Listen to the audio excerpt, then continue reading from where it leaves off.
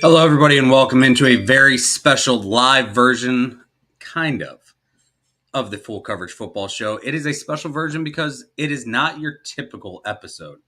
Tonight, you'll just see me for a little bit. But tonight's show is really about the dastardly deeds of Dirty Deshaun. It is all about Deshaun Watson and what is going on in that story, in the accusations, in the allegations, on the field, off the field, all of that. And that's what you're going to get tonight. Now, next week, we should be back to a normal show. We will see, because we'll see where this takes us. So let's get into it right away here. Tonight, it is about Chapter 1, Deshaun the Man, the football player. Now, what do we know about Deshaun Watson? Deshaun Watson, for what everybody knows on and off field, seems to be a normal guy. Born September 14th, 1995 in Gainesville, Georgia, he's currently the quarterback of the Cleveland Browns. We do know this. He was an excellent college football player in college where he played at Clemson.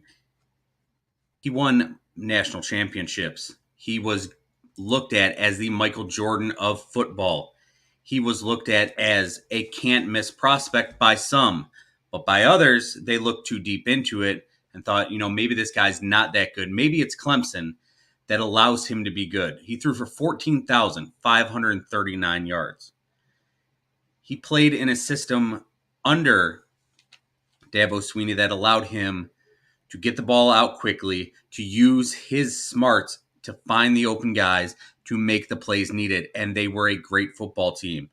When Deshaun Watson came out, he was the 12th overall pick selected by the Houston Texans after a trade with, of all teams, the Cleveland Browns. Now, what else do we know about Deshaun Watson? Seemed to grow up a normal kid. Everything seemed to be fine in his life. It wasn't easy all the time. He has 3 brothers and sisters. But now what do we know? It's all about this guy and what he's supposedly doing off field. But let's look back. Southern Baptist Convention after coming to Houston when he was 11. Atlanta Falcons running back Warrick Dunn donated a home to his family. Now, those who know Warrick Dunn know what he's done for families who need money, who need homes, for single mothers especially, because Warrick Dunn is a great dude who has always done that for charity at Habitat for Humanity. What else do we know about Deshaun Watson? The man. We know that in 2017, he donated his first NFL game check, approximately $27,000 at the time, to 3 NRG Stadium cafeteria employees who were affected by Hurricane Harvey. When you look back at his college career, everyone says off the field, this kid was great. He was a can't-miss prospect off the field. He was clean. He was raised well. He was a Christian boy who did Christian things. That's what we all heard. That's what we all saw. Now, we do know what's going on off the field at this state, but was that happening in college? We'll get into that eventually. You look at some of these plays, the quick reads, the pure arm accuracy, the drop-in passes. This is what Deshaun Watson is on the field. Off the field, telling you a little bit about him. He was a star. He knew he was good. Did that factor into what he became later on and the fact that he may feel that he can do almost anything? We'll see if that's even true. We'll get into it, but just watch some of these highlights for those of you watching on the live show here rather than on the podcast later. You see what this man can do with the football. And this is why all of this story, all the hullabaloo, all the crap around it, that is why this is out. Off the field, Deshaun Watson seemed to be a great guy in college. On the field, he was a can't-miss prospect. He did drop to number 12 in the draft, even though his head coach, Dabo Swinney, proclaimed him as the Michael Jordan of football. All of this going around, and yet he gets into the NFL, starts his career with the Houston Texans, and is amazing right off the bat. Now, his record on the field, 28-26 overall. Comes in, first-round pick, 6'2.5", 221 pounds, 33-inch arm length, 9 3/4 hand span, perfectly what you want. They trade up from 25 to 12 with the Cleveland Browns. They get the quarterback they want. Taken behind Mitchell Trubisky and Patrick Mahomes. Signs his deal, 4 years, $13 million. He comes in, And his first career start was on his birthday, September 14th, his 22nd birthday, an away game against the Cincinnati Bengals. He finished that game with 125 yards passing, 67 rushing yards, 49-yard rushing touchdown, and led his team to a victory. Just picking up where he left off in college. This is the guy you saw in college. This is what you expected him to be. He eventually would go on to lead the league in passing. He's been AFC Player of the Month, Rookie of the Month. He tore his ACL, got hurt, but came back, bounced back from it. And then everything started to go crazy. So what do we know about Deshaun after that? For Deshaun, on the field, different than off the field. Because for Deshaun off field, this is when the accusations start.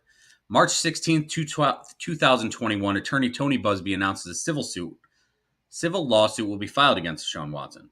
Immediately, Watson decides, listen, I'm not going to sit here and be quiet. I'm going to go on Twitter. I am going to say my piece of what's going on. And I'm going to hit Twitter right away, stating, as a result of a social media post by a publicity-seeking plaintiff's lawyer, I recently became aware of a lawsuit that has apparently been filed against me. I have not seen the complaint, but I know this. I have never treated any woman with anything other than the utmost respect. The plaintiff's lawyer claims that this isn't about money, but before filing the suit, he made a baseless six-figure settlement demand, which I quickly rejected.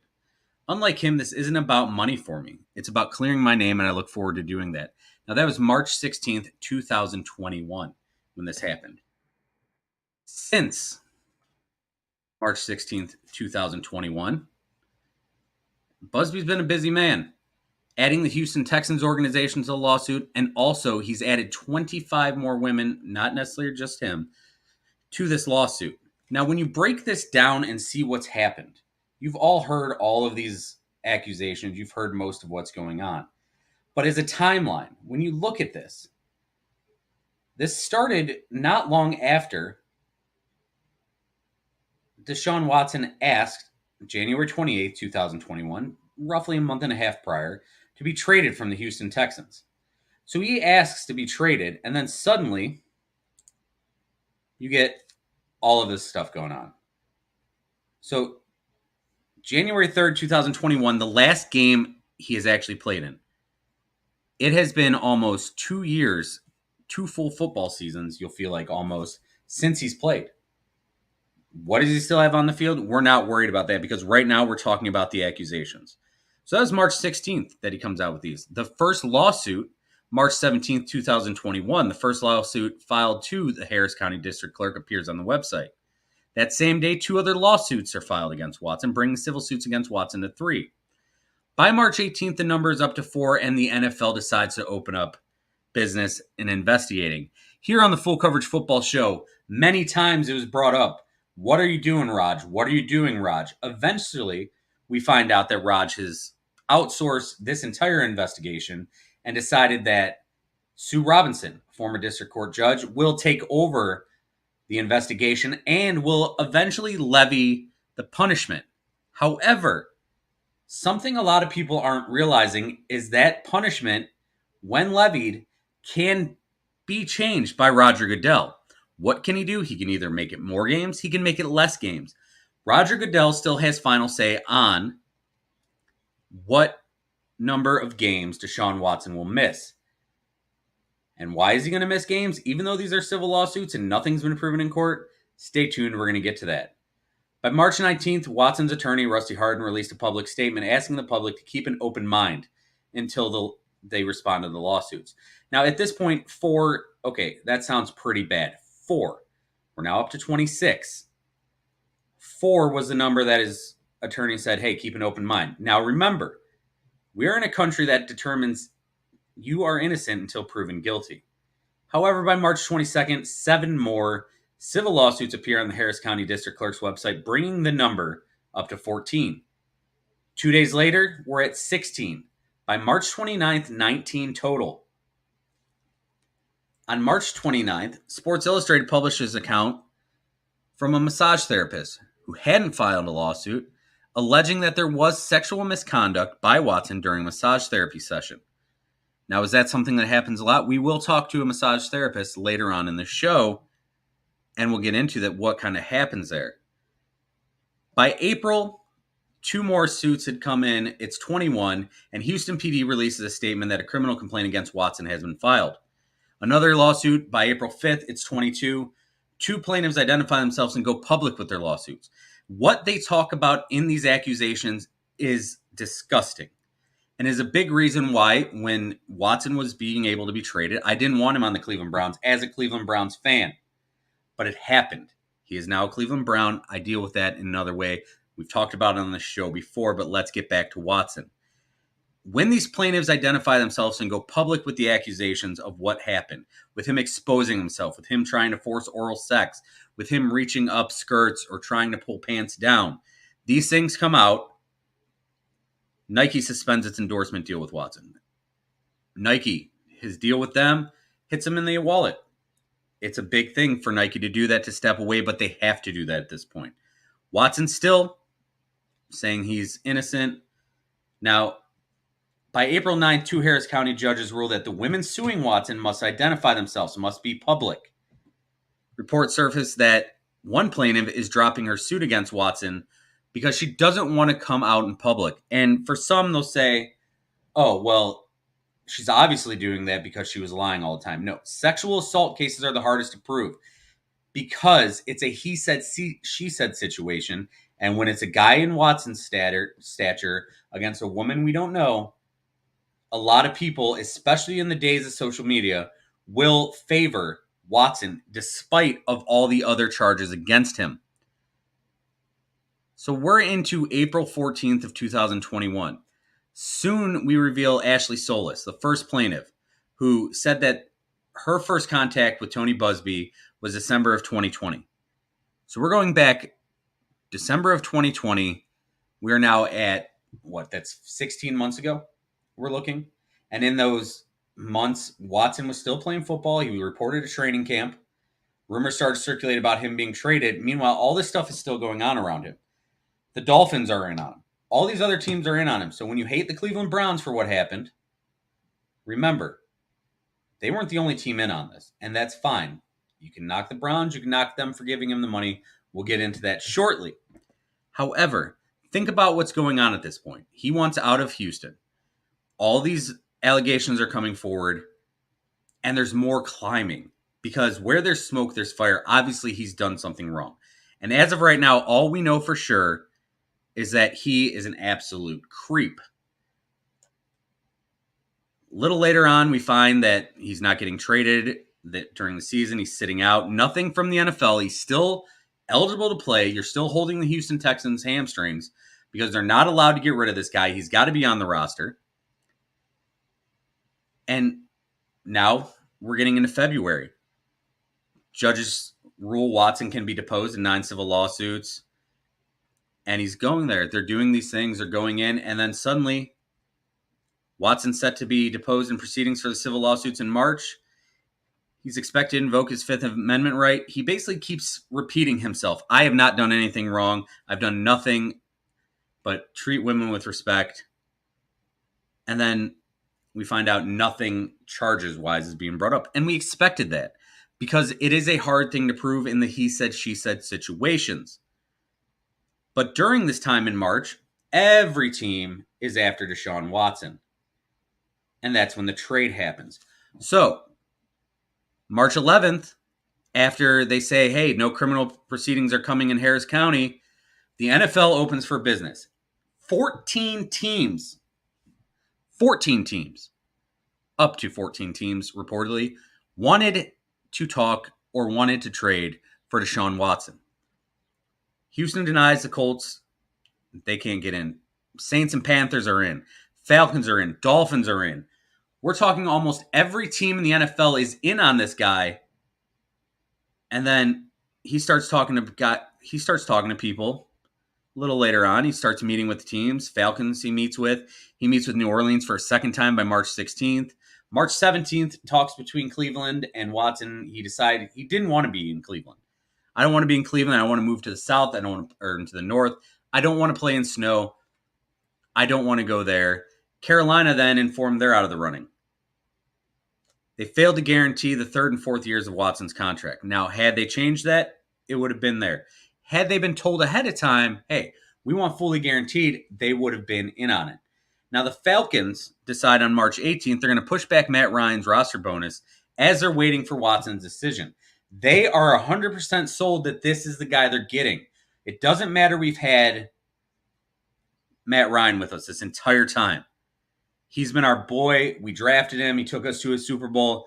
We're ready to move on, and we're going to get rid of this face of the franchise for a guy who he's got so much going on off field. He's not the face of the franchise you want because there's so much creepiness and so much wrong going on with him with what's going on off field with sexual assault allegations. And then suddenly Watson does a complete 180. He says, you know what? I want to win. I want to win a Super Bowl. The best roster I have of being traded to right now is the Cleveland Browns. Trade me to the Cleveland Browns. The Browns say, okay. The Browns then give up 3 first-round picks. They give up 107 overall in 2022, a third round in 2023, and a 2024. And they say, oh, Carolina didn't want to guarantee your third and fourth year. Okay. We're going to take the risk on our part, and we're going to bring you to Cleveland on a fully guaranteed 5-year, $230 million contract. And then they introduced Deshaun Watson. Yes, first I want to say thank you to Dee and Jimmy Haslam and the Haslam family for giving me this awesome opportunity to be the quarterback of this historical organization in the Cleveland Browns. I want to thank AB and Coach Kevin for also giving me the opportunity to come here to join this organization, join this locker room, to lead these guys and be a servant leader. And then another opportunity for, this organization, for me to come in here and have the opportunity to show this community, show this city, show this organization, show this locker room who the person I really am. And that's the main focus that I want to do, is continue to show people who I really am and get my story out eventually. We'll start with you. Tom Withers, Associated Press. Deshaun, there are a lot of, as Andrew and Kevin mentioned, there are a lot of people that are very conflicted over your arrival here. They've read the sexual allegations. They've seen the lawsuits. What do you want people to know about you as a person? Who are you? We know about you as a player. Who are you as a person? The biggest thing for me is, as a person, I'm genuine. I'm hardworking, servant leader who loves to be social in the community, who loves to give back, very kind of team oriented. So I love hanging out with my teammates, but also I want to be able to show that eventually and get out into the community. I've always been hands-on in the community of Houston, back home in Gainesville, back home at Clemson. And that's what I want to do, is be able to get back to that brand, or get back to that person that people knew I was before. Now, this video, courtesy of WKYC.com, is the introduction of Deshaun Watson. Yes, first I want to say thank you to... Let me get out of that one real quick.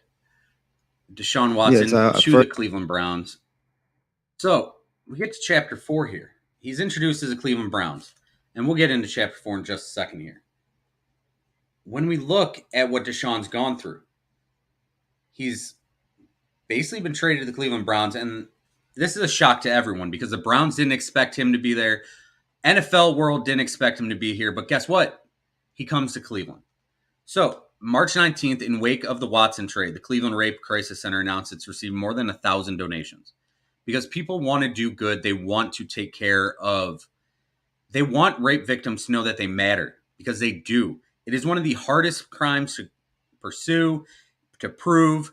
I've said it a million times. It's a he said, she said situation. Evidence needs to be there. But for these women, so many don't come forward because of the shame, because of whatever it is that they feel that they can't come forward because they think they're going to be judged or no one's going to believe them. So to see this man come into Cleveland to get a $230 million deal, it has to feel awful for anyone who has been a victim of rape, who's been a victim of sexual assault, who has basically said to Deshaun Watson, you treated me terribly. I need you to know that you can't do this. It's not right. And why are you being rewarded? Now, we're going to get into it in a little bit here. We will talk.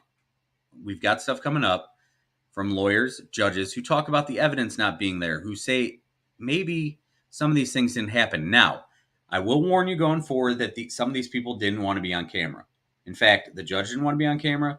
The lawyer didn't want to be on camera. They didn't want to be recorded, but they allowed me to go ahead with them as anonymous sources. We also have a former teammate of Deshaun Watson who asked for the same anonymity. And I understand it because anyone on Deshaun's side right now is going to be torn apart. And to a certain extent, you understand it. But once again, let's look at the facts here. We're looking at innocent until proven guilty. So there are two sides of the story, and that's what we're trying to talk about, both sides of the story. Now, by March 20th, 2022, 0 of the teams that were pursuing Watson talked to Busby. Busby says it, oh, no one wanted to talk to me. And this guy, he loves to hear himself talk. He's made tons of money. He probably not in this for the money at this point. That's what a lot of people want to say, but we'll see going forward. And now we are looking at the 10th criminal complaint by March 24th. A grand jury says once again, nope, we're not going to. Now, in that press conference that we just showed a clip of from WKYC.com, Watson has his press conference, and Andrew Berry says the team was advised by their franchise's lawyers to not reach out to the 22 plaintiffs. During that same press conference, the quarterback denies assaulting, harassing, or disrespecting any women. He has stayed true to his point. He said nothing's happened. Eventually, his lawyer comes out and says, hey, you know what? There's nothing wrong with getting a little, happy ending in a massage. Well, you can ask Robert Kraft about that. That's not necessarily a good thing. By March 29th, Roger Goodell chimes in. He says, yes, eventually we're going to come to an idea of what's going to happen. He's going to be found to have violated something in the personal conduct policy. We know that. But the lawyer is not the one making Goodell is not the one making that decision. Instead, the NFL and NFLPA decide to use former U.S. District Court Judge Sue Robinson as an impartial arbitrator. Now, by doing this, it gives everyone a chance to step away from it. And like I said earlier, what it comes down to is Roger Goodell still has the power in the end to determine how long that is going to be. March 30th, Lauren Baxley, one of the 22 plaintiffs, opens up about the harassment she's faced as part of the fallout. And this is a huge reason why women don't come forward. Because of social media, because of harassment, because of Watson fans coming out and going after them. Now, what I'm doing here is, and what Drew does on this show, we always try to hit both sides of the story. So as I go forward here, I'm going to warn you, there are people on Watson's side. And you have to understand that, yes, he's still innocent until proven guilty. What do we think about him? I think everyone thinks he's a creep. Do we think he's done some pretty shitty things? Yes, we absolutely do. But breaking the law, some of these instances that have come out, not necessarily. We'll go forward and we will see. We know that when the New York Times article comes out, that we find out that he met with 66 different therapists in 17 months. An insane number, and I asked a massage therapist about that shortly. Watson has met with NFL officials by May. Following his meeting, Harden says that Watson is expecting to hear from the NFL in June or July. From what I know, I have heard it will be July 8th. I reported that last week on the show. Around July 8th, I would expect to hear the suspension. Now, we all think, of course, it'll be the July 4th news dump. Not happening. May 24th, HBO's Real Sports airs an episode about Watson and the 22 plaintiffs. Kayla Hayes, one of the plaintiffs, says she felt like that Watson is being rewarded for bad behavior. We mentioned that earlier. $230 million contract for a guy with all of this negativity around him, with all of these allegations around him. Is he being rewarded by the NFL? No, he's not being rewarded. This is what the guy does on the football field that they're looking at. Now, there are horrible human beings all across the NFL, but there's a lot of really good ones too. I don't want anyone to think I think the NFL is full of horrible people. It's probably 96 to 4%. He is a creep. We've been over this. Not letting that go. So we're getting into what now? You look at some of these things. What happens now? Well, let's get back into it. So what now? Part 1, the former teammate. So for the show, I really wanted to get a teammate of his, somebody who knows him. I wanted to reach out to anyone I could who might maybe come on camera, might put their name to something to say, hey, yeah, listen, I know Deshaun. Whether they were going to stick up for him, whether they were going to rip him, I didn't care. I just wanted to hear something about Deshaun Watson from a former teammate. College. I tried college because I want to know, does this behavior begin in college, or is this something that happened when he became invincible in the NFL? He got rich. He's like, yo, I have money. I can get away with this. I can whip my shit out. I can do what I want to do. Or has he always done this? Has he always felt like he can get away with stuff? Obviously, I keep saying innocent until proven guilty, but we know he's done some of this stuff. We know that he's whipped it out. We know that he's wanted BJs at the end of massages. We know that for fact.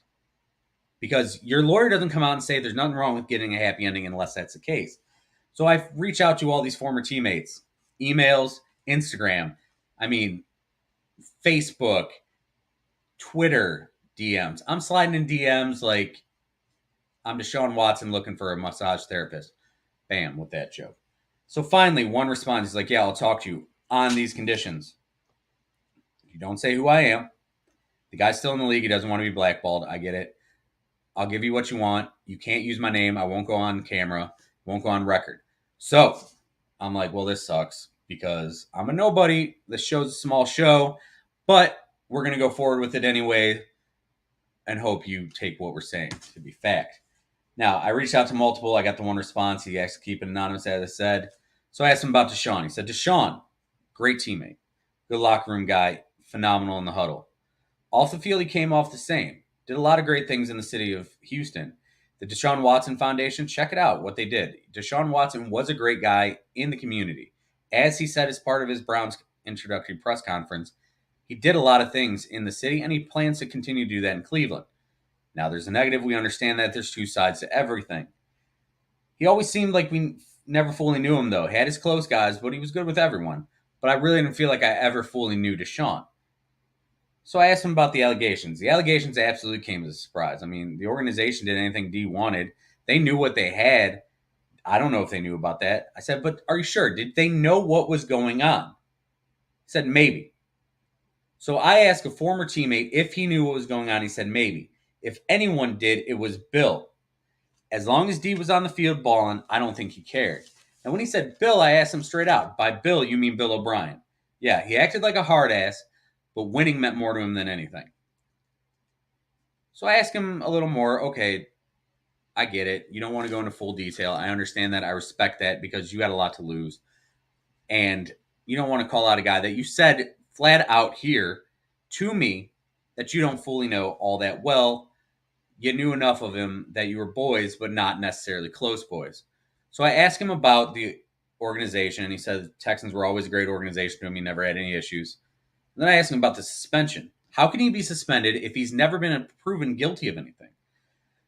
So he goes into detail about what the NFL does. Now, the NFL shows them videos about how to act in certain situations. We all know the Rookie Symposium and how that works.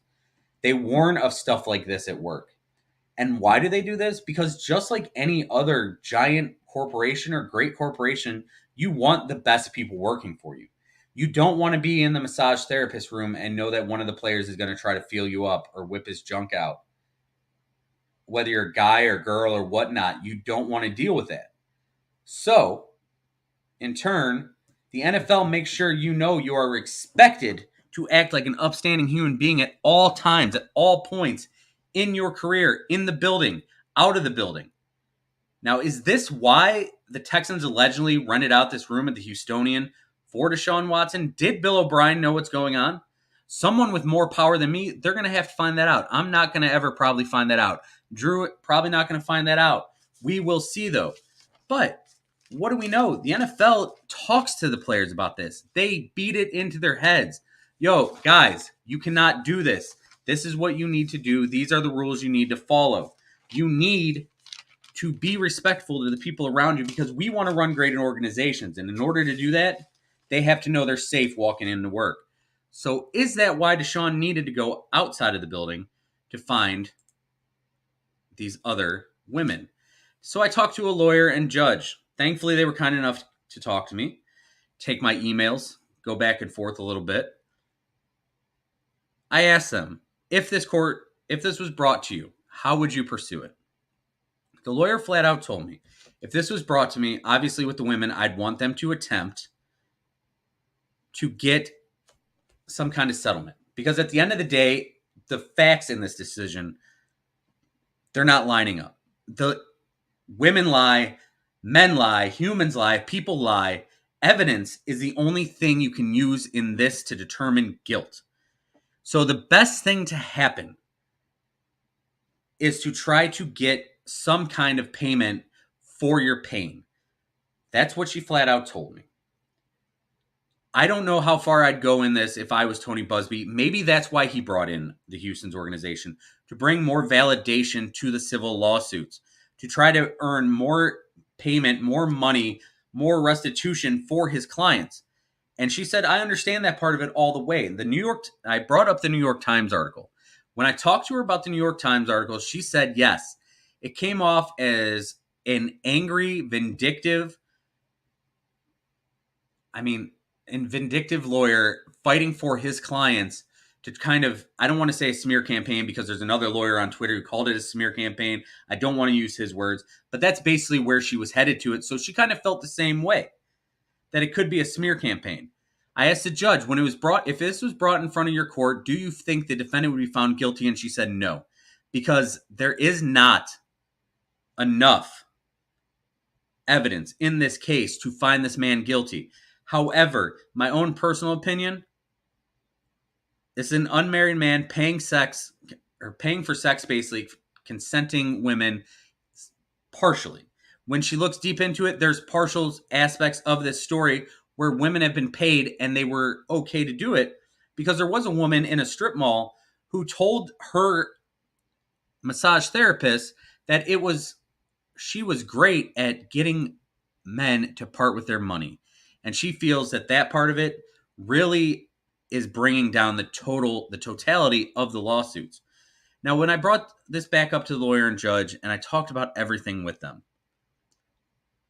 they both said to me they would not want to deal with this because of how hard these cases are. And these are the hardest cases for them to deal with, because you feel for these women. You feel awful for them. But knowing that you're in a room in a one-on-one situation where it is your word against his, and it's a he said, she said, back to the evidence, all of that, when we go back and forth, this whole thing circles back to the evidence. You know that the guy with the best lawyer, with the most money, the guy who's going to usually come in with all the power is going to win. So that's why you see Tony Busby fighting so hard for these women, because you feel like he's actually trying to get them something out of it. It's going back to what the lawyer told me, where she said, this is how you get the restitution. This is what you're going to get, because you're probably not going to get this man charged for crime. And she feels that these 26 allegations now that we're up to, some of these women may just be jumping on. She can't say for sure. None of us can, because only Deshaun Watson and these women know exactly what happened. So I'm like, okay, I don't know anything about massage therapists. I don't know what kind of situations they're set up in. And I'm going to play you an interview here with the massage therapist, and I'm going to have to read you a part because she was in her car. She was busy. She did the recording in her car. Internet might not have been working great. May have been my internet not working great. But she did go into detail about what it's like being a massage therapist and going into these situations. And I'll play that for you right here. This is off our YouTube page. Joining us now on the show, a massage therapist in the Cleveland area, Audrey Weiser. Audrey, how are you doing today? Good. How are you? Can't complain. We're having a hot-ass day here in Cleveland. You staying cool? Mm-hmm. Yep. Now, of course, we're having you on the show because, listen, Drew and I, we're smart dudes. We kind of know what's going on with some things, but we know absolutely shit about massage therapy. I mean, we may have gotten a massage before, but as far as the business itself, we don't know anything. And in this Deshaun Deshaun Watson case, nothing is dominating more than the role of these massage therapists and Deshaun Watson's actions with them, clearly, because otherwise a guy doesn't have 26 lawsuits against him. So someone who knows what's going on is exactly what we need. We thank you for joining us. Why did you get into massage therapy? I wanted to help people. My goal was hospice care. It was all medical. It wasn't like a therapy place where you go and get like my back hurts kind of thing. I didn't want to do that. So it was more medical. Okay. And have you helped, like the people, you're into the business, have you helped people? Do you feel like you've experienced that part of it, what you want to do? Sure. Yeah. All right. And what ways? I've done it. Through grief, people going through grief counseling, and I've done massages on family members that have lost loved ones. I've done massages on people that were losing their battle with cancer, and it was just something to soothe them. I helped my dad out when he was going through his medical issues before he passed away. And then right now I'm mainly just focusing on friends and family, like people that already know me. I don't really take new clients now with the business that I'm in. I have another job, but if a friend needs something and I know them, I'm comfortable to go to their house or party or do a massage for them. And before you went to just friends and family, where were you massaging out of? Your home? Were you traveling? What were you doing? I was traveling, for sure, traveling. Didn't want strangers in my home. I was a single person, so wasn't comfortable putting myself in that kind of situation. Yeah, things happen sometimes, but as long as you stay professional, it doesn't really go further. Now, there's been reports that Deshaun Watson had 66 massage therapists in 17 months. As someone who's in the business, I'm sure you know people in this kind of business. Is that a number that is just astounding to you, or is that something that maybe is looking for the right one? Is there any way to justify that insane number over a 17-month span? I won't judge anybody. So if he didn't find somebody and he had the money to keep trying, I don't know. I don't usually go to the same person twice, except for if I have a bad back. So I go to the same person when my back goes out. But I'll try different people because it's fun to try new things, and everyone's talented in different ways. I'm not saying he's doing that, but not judging him at all. But I don't have the money to go to 66 different people. So if he does, more power to him, I guess. Now, if you see someone going to 66, is this something you would think maybe as they haven't found the right person? Is it different? Do certain massage therapists work better on certain muscles than others, like specialist wise? Like you would go to a certain doctor for specialties. Is that something that could be factored into this? Or it would be a red flag for a therapist that would.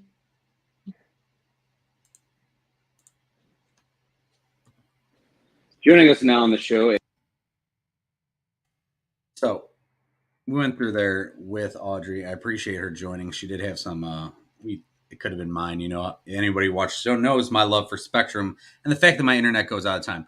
When I asked her about the 66 in 17 months, she said, yeah, it's definitely a red flag, but you know, maybe he's got the money. I didn't expect that. Later in the interview, before the connection got really bad, I asked her about bad situations, such as the Deshaun Watson part. Like, have you had instances where dudes or anyone have you known had instances where dudes kind of exposed themselves to or kind of did what Deshaun Watson has been alleged of doing? And she said, I asked her, I sent her a text. She said, I've had situations in the past where I was touched on my arm or legs to see my reaction. So immediately you know that some of these dudes, period, creepy. And I mean, we know a lot of creepy dudes in our lives. Deshaun Watson's a creepy dude. We can all agree with that. I've been asked out for drinks or called late at night for an emergency visit. I didn't answer the call, and we had to have an uncomfortable conversation the following day. Most people allow you to do what will only do what you allow them to do. I spent 2 years and over $10,000 on this education. Doing massage therapy can be a successful career, so I personally wouldn't risk being blackballed and getting my state license taken away for anyone. So that's something we're not talking about. These women, they don't want to be seen as sex workers. They want to be taken seriously as massage therapists. They don't want to lose their license, what they've worked for as a career, to support their families, to do whatever they need to do. And by saying that these women are sex workers, basically, you're putting them in a situation where maybe the state looks into them and they can lose their license. So why fight against Deshaun Watson? Because you're fighting for your life in more ways than one. And when it comes down to it, here we go in chapter 5, my final thoughts. We are in a situation here where there's a lot of hearsay and opinions. I mean, that's what it comes down to. The lawyer and judge I spoke to, they said it's hearsay. They kept repeating hearsay, hearsay, hearsay, hearsay.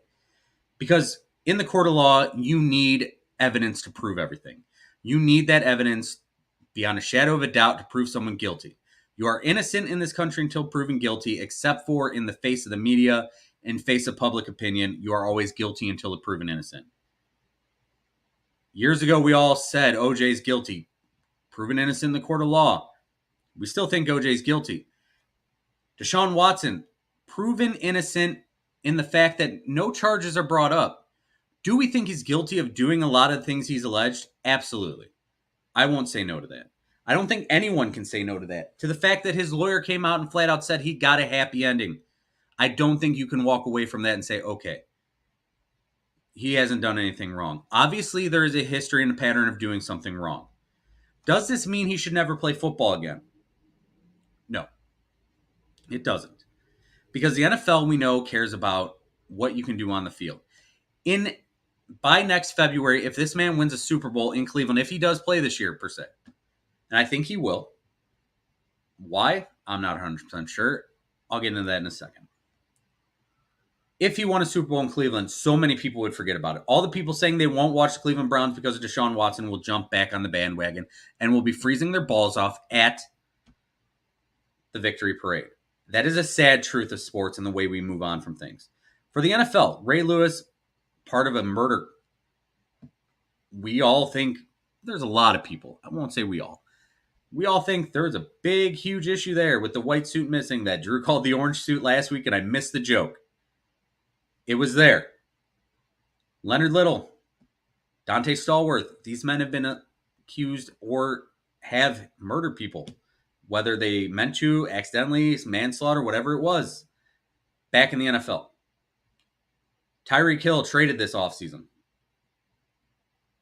Broke his kid's arm. He's not a good dude. Threatened women. When we look at sports as a whole, there are a lot of really bad dudes out there.